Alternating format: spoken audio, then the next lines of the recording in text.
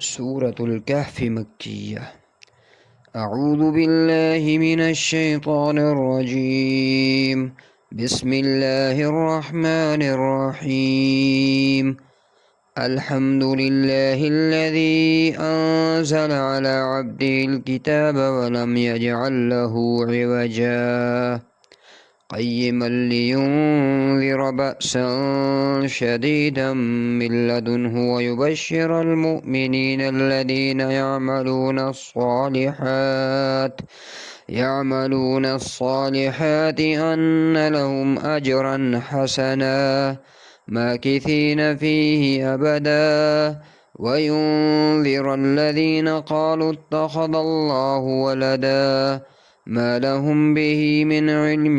ولا لآبائهم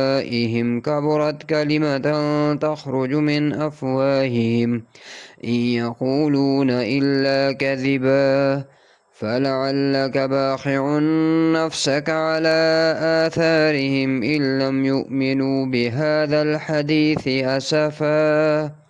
إنا جعلنا ما على الأرض زينة لها لنبلوهم أيهم أحسن عملا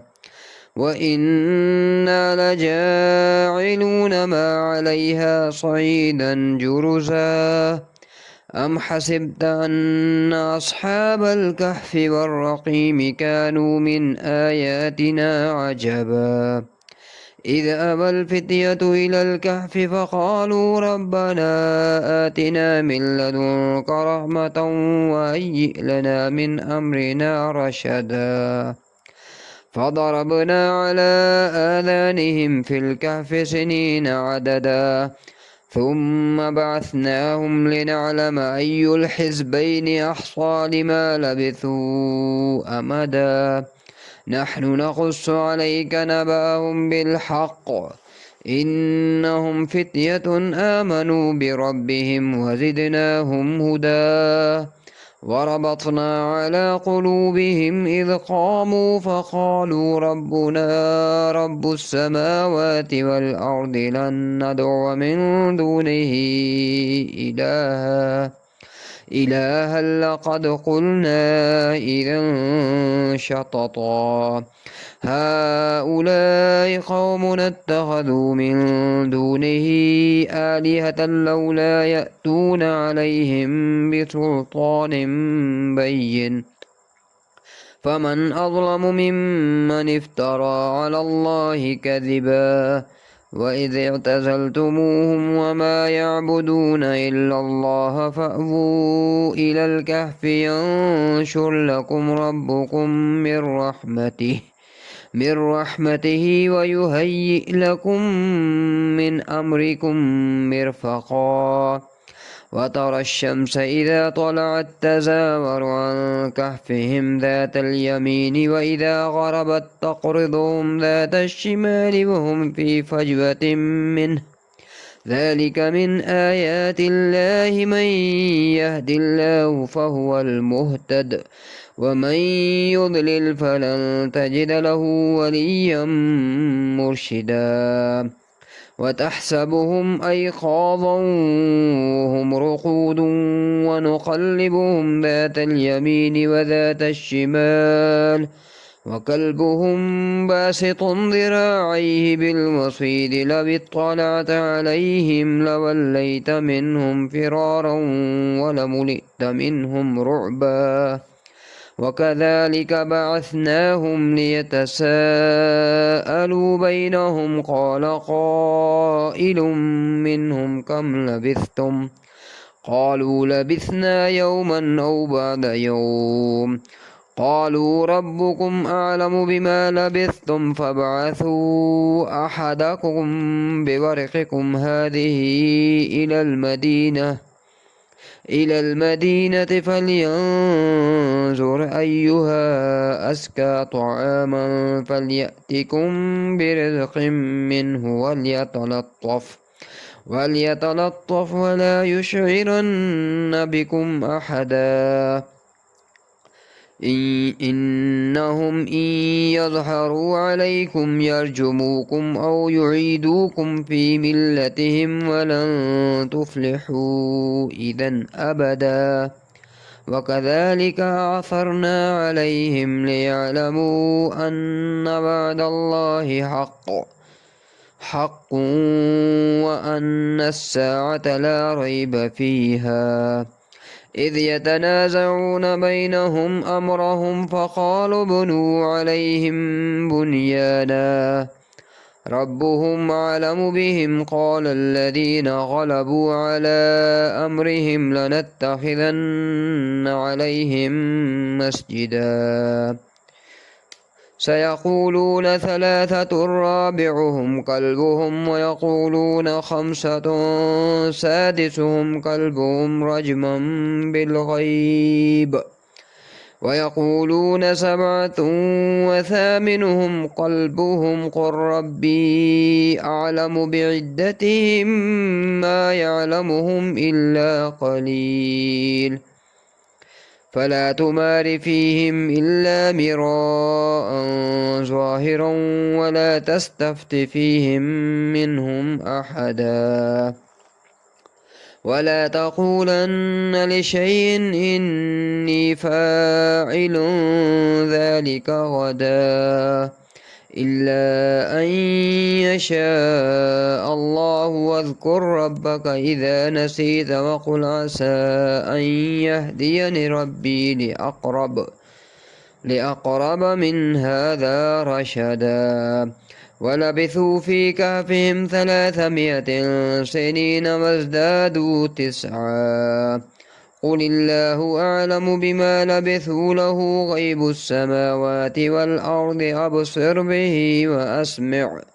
ما لهم من دونه من ولي ولا يشرك في حكمه أحدا واتل ما أوحي إليك من كتاب ربك لا مبدل لكلماته ولن تجد من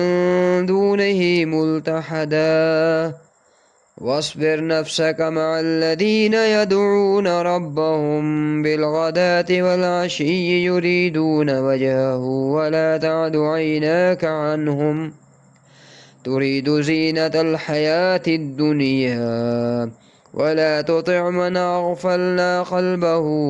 عن ذكرنا واتبع هواه وكان أمره فرطا وقل الحق من ربكم فمن شاء فليؤمن ومن شاء فليكفر إنا أعتدنا للظالمين نارا أحاط بهم سرادقها وإن يستغيثوا يغاثوا بماء كالمهل يشفي الوجوه بئس الشراب وساءت مرتفقا إن الذين آمنوا وعملوا الصالحات إنا لا نضيع أجر من أحسن عملا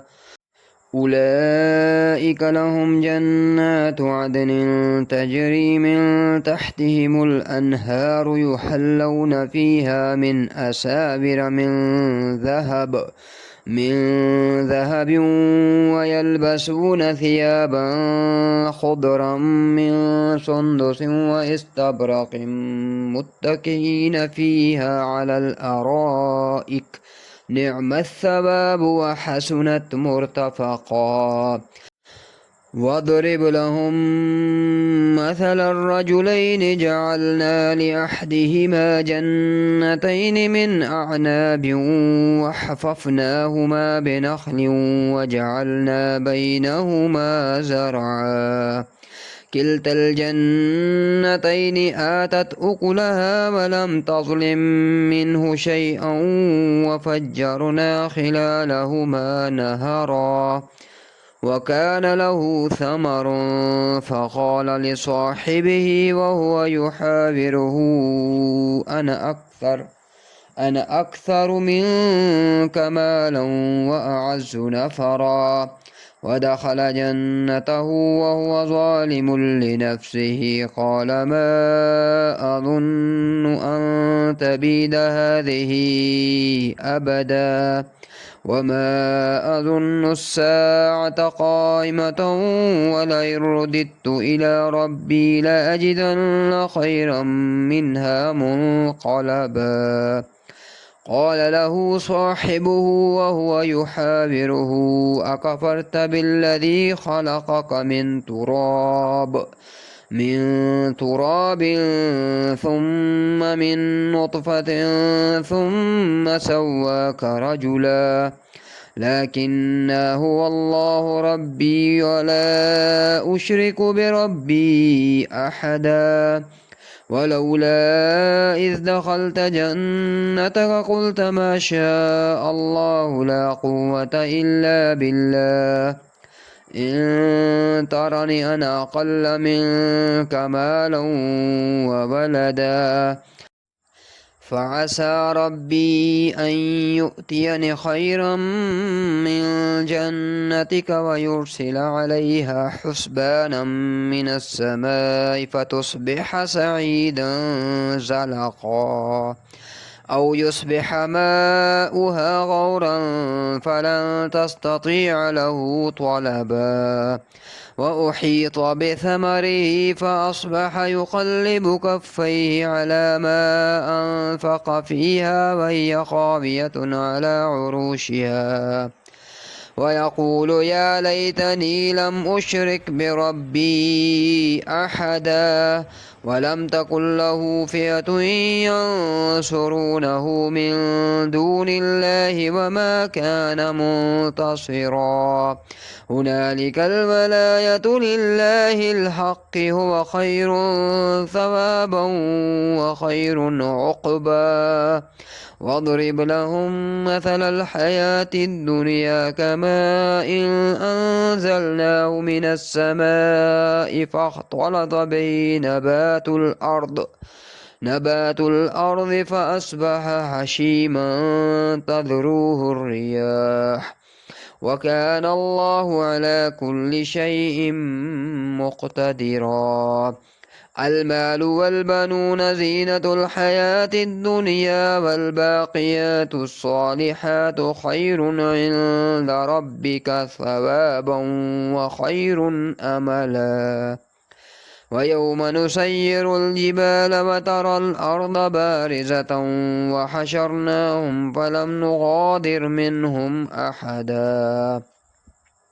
وعرضوا على ربك صفا لقد جئتمونا كما خلقناكم أول مرة بل زعمتم أن لن نجعل لكم موعدا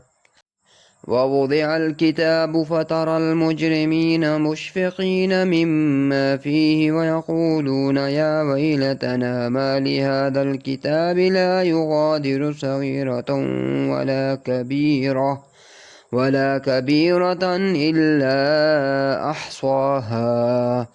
ووجدوا ما عملوا حاضرا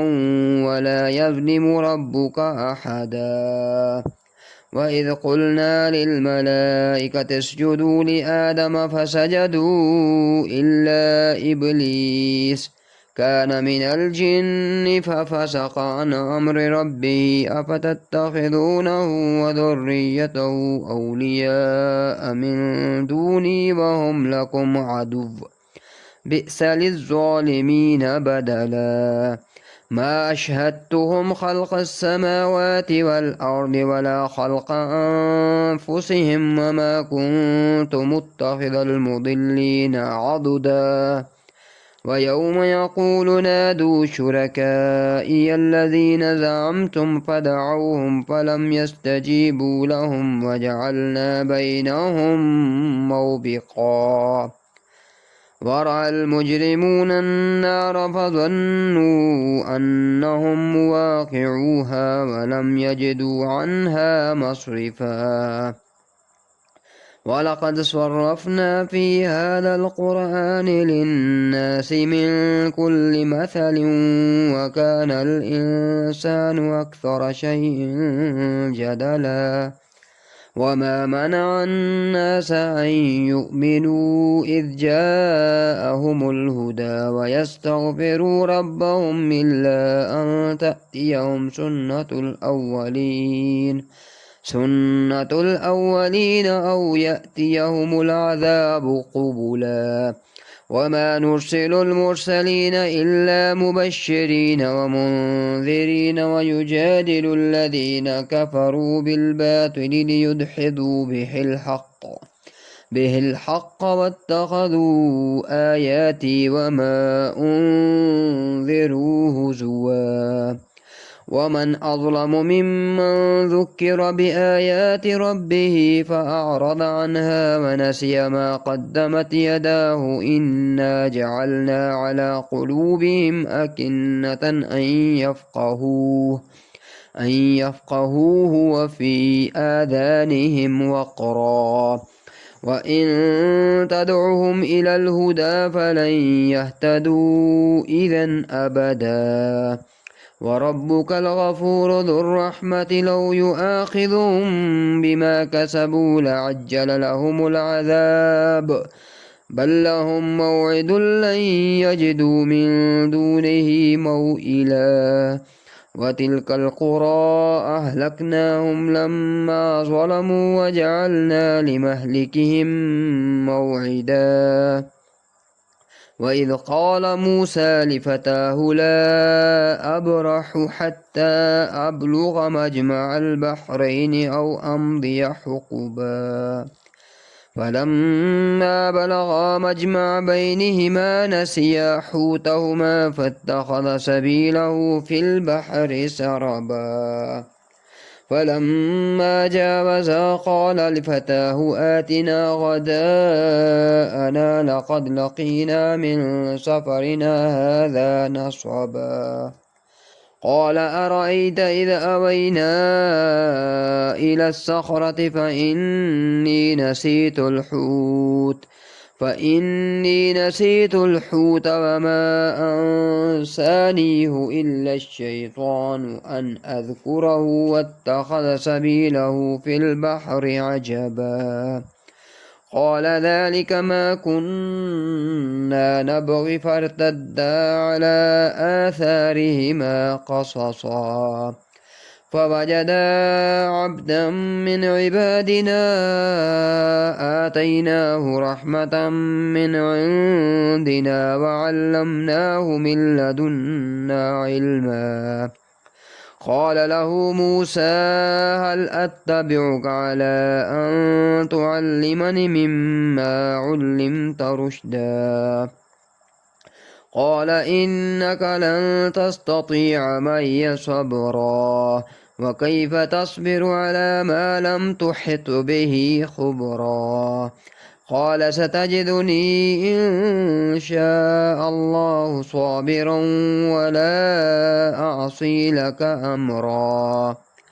قال فإن اتبعتني فلا تسألني عن شيء حتى أحدث لك منه ذكرا فانطلقا حتى إذا ركبا في السفينة خرقها قال أخرقتها لتغرق أهلها لقد جئت شيئا إمرا قال ألم أقل إنك لن تستطيع معي صبرا قال لا تؤاخذني بما نسيت ولا ترهقني من أمري عسرا فانطلقا حتى إذا لقيا غلاما فقتله قال أقتلت نفسا زكية بغير نفس لقد جئت شيئا نكرا قال ألم أقل إنك لن تستطيع معي صبرا قال إن سألتك عن شيء بعدها فلا تصاحبني قد بلغت من لدني عذرا فانطلقا حتى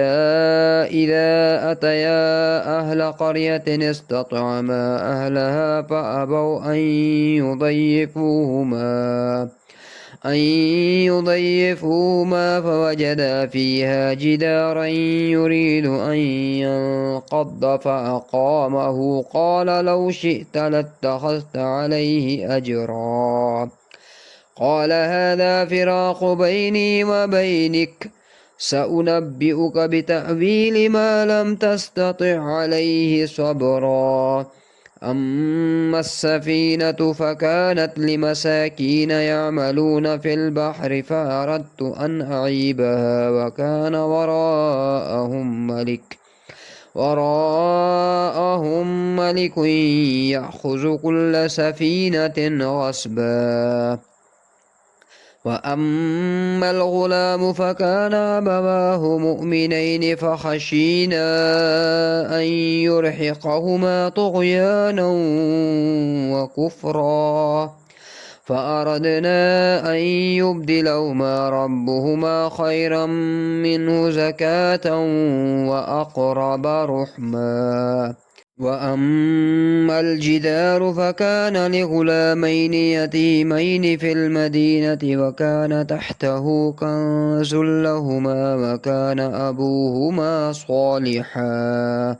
فأراد ربك أن يبلغا أشدهما ويستخرجا كنزهما رحمة من ربك وما فعلته عن أمري ذلك تأويل ما لم تسطع عليه صبرا ويسألونك عن ذي القرنين قل سأتلو عليكم منه ذكرا إنا مكنا له في الأرض وآتيناه من كل شيء سببا فأتبع سببا حتى إذا بلغ مغرب الشمس وجدها تغرب في عين حمية ووجد عندها قوما قلنا يا ذا القرنين إما أن تعذب وإما أن تتخذ فيهم حسنا قال أما من ظلم فسوف نعذبه ثم يرد إلى ربه فيعذبه عذابا نكرا وأما من آمن وعمل صالحا فله جزاء الحسنى وسنقول له من أمرنا يسرا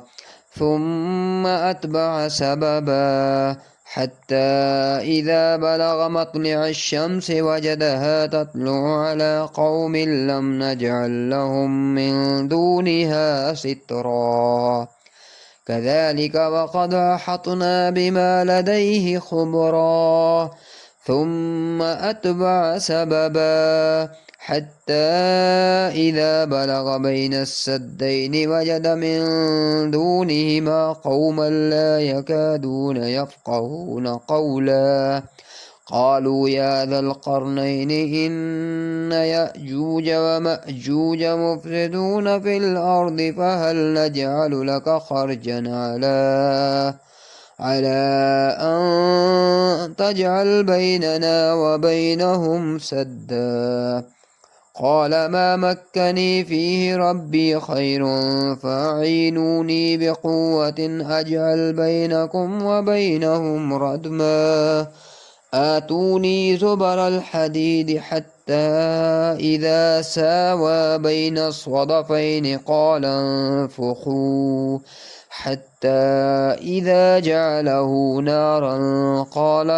آتوني يفرغ عليه قطرا فما استطاعوا أن يظهروه وما استطاعوا له نقبا قال هذا رحمة من ربي فإذا جاء وعد ربي جعله دكا وكان وعد ربي حقا وتركنا بعضهم يومئذ يموج في بعض ونفخ في السور فجمعناهم جمعا وعرضنا جهنم يومئذ للكافرين عرضا الذين كانت أعينهم في غطاء عن ذكري وكانوا لا يستطيعون سمعا أفحسب الذين كفروا أن يتخذوا عبادي من دوني أولياء إنا أعتدنا جهنم للكافرين نزلا قل هل ننبئكم بالأخسرين أعمالا الذين ضل سعيهم في الحياة الدنيا وهم يحسبون أنهم يحسنون صنعا أولئك الذين كفروا بآيات ربهم ولقائه فحبطت أعمالهم فلا نقيم لهم يوم القيامة وزنا ذلك جزاؤهم جهنم بما كفروا واتخذوا آياتي ورسلي هزوا إن الذين آمنوا وعملوا الصالحات كانت لهم جنات الفردوس نزلا خالدين فيها لا يبغون عنها حولا قل لو كان البحر مدادا لكلمات ربي لنفد البحر قبل أن تنفد كلمات ربي ولو جئنا بمثله مددا قل إنما أنا بشر مثلكم يوحى إلي أنما إلهكم إله واحد فمن كان يرجو لقاء ربه فليعمل عملا صالحا ولا يشرك بعبادة ربه أحدا.